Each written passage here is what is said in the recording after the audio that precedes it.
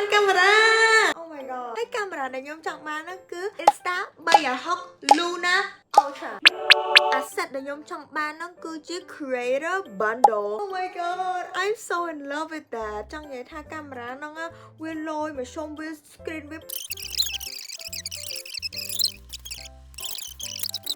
ខ្ញុំក៏គិតថា wait actually ខ្ញុំមានកាមេរ៉ាមួយតាហើយកាមេរ៉ាហ្នឹងពណ៌ស which is នេះគឺជា digital camera អានេះរបស់ kids ទេអ្នកនរគ្នា the quality is not good តែមកមើលឃើញថាខ្ញុំជាមនុស្សអូខេយើងស្អាតមើលឃើញស្អាតយើង cute មើលឃើញ cute អូខេ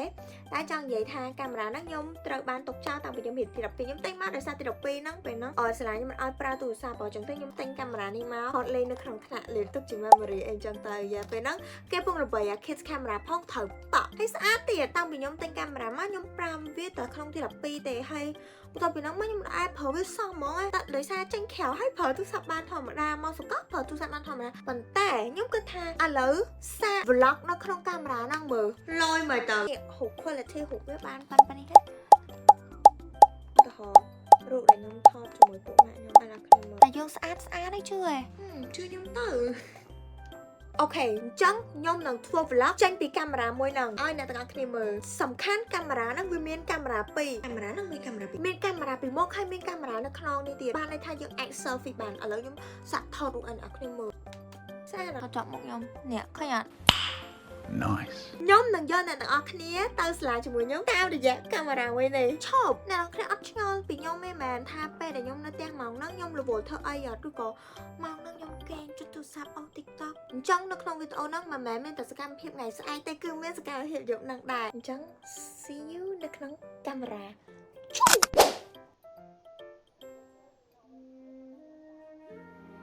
អញ្ចឹងជា vlog សៀមរាបដែលស្រីអ្នកទាំងអស់គ្នាខ្ញុំពងអង្គុយ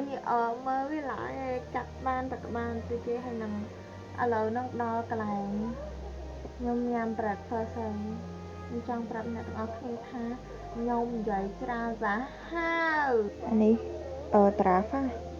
តែក្បាលណាអ្នកគ្នាអត់អីទេវីដេអូហ្នឹងខ្ញុំនិយាយបានដោយសារDay 3នឹងចេញមុន vlog នេះចេញមុនឡើងបាន vlog ក៏អញ្ចឹងអ្នកទាំងអស់គ្នានឹងមើលអាហ្នឹងហើយ so yeah it's not interrupting you guys okay